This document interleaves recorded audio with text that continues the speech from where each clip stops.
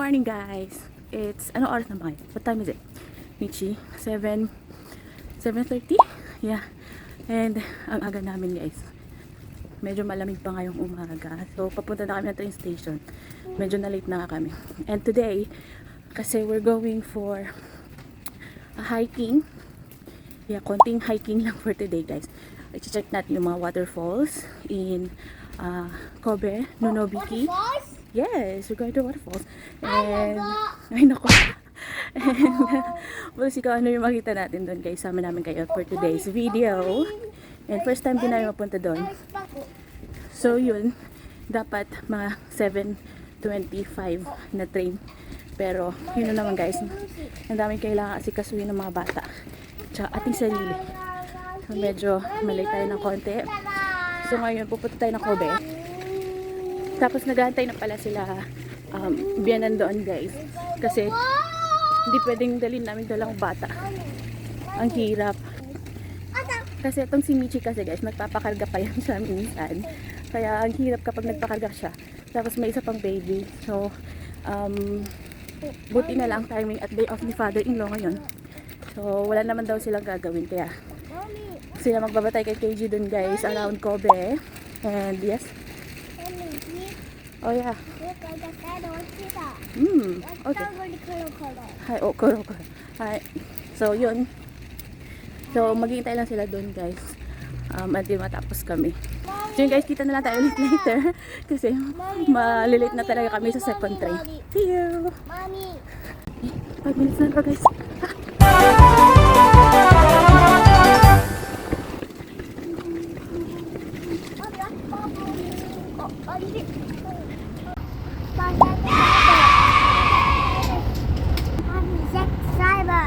Take a driver? Later again.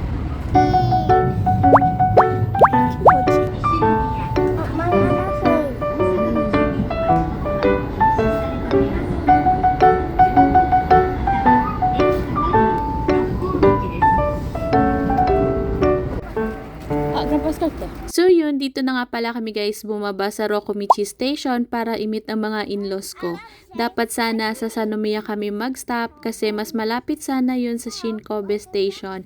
Kaso nga lang may marathon that day kaya di makapasok ang sasakyan dahil sa sobrang traffic. Hinatid na rin pala kami dito ni father-in-law sa Shinkobe Station kung saan kami magmi-meet up na mga D-group couples namin sa church na makakasama namin sa hiking for today. So, dito na tayo sa Shinkobe Station, guys. Naantay na namin yung mga kasama namin dahil today ay kasama natin yung mga couples D-group namin sa church. So, mag-date kami today. Today pala, guys. Ayan. So, inaantay lang namin sila. Kasi yung call time namin is 9 a.m. There. We're in Shinkobe Station. Tada!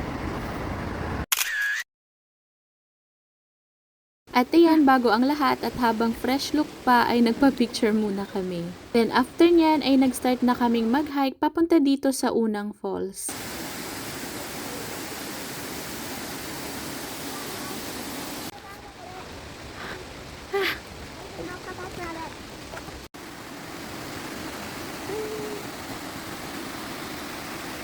Complete! Wow!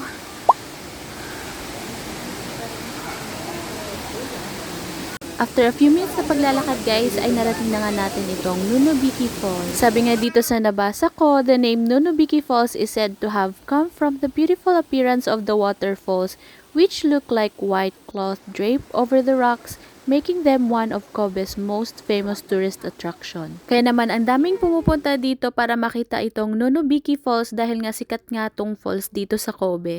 Oras na talaga.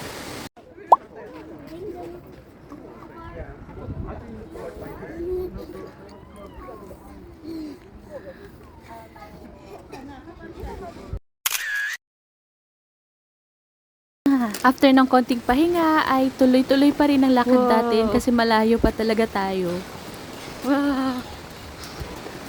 Ganbare! めっちゃ寒いやん。持ってみたいな。 Pero nakakatuwa dahil si Pichi ay hindi talaga nagpakarga almost the whole time ng 2 hours of hiking namin.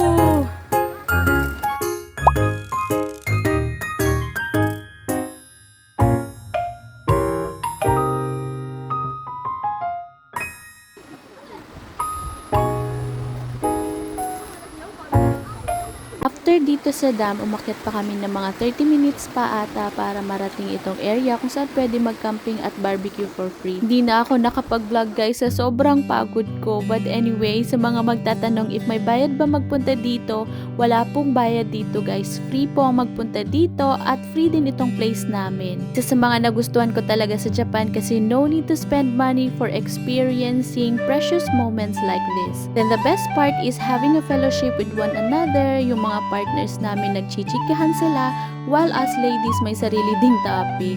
It was a wonderful and blessed day. Sobrang perfect din ng weather at sobrang thank you Lord sa araw na to dahil umuwi kami busog ang aming mga spiritual body. So after nun ay bumaba na rin kami at sinundo na nga rin kami nila father-in-law dun sa Shinkobe Station. At bago nila kami ihatid pa uwi ay kumain muna kami at nagbanding. So yun guys, salamat sa pagsama sa amin today. See you on our next videos. Matane!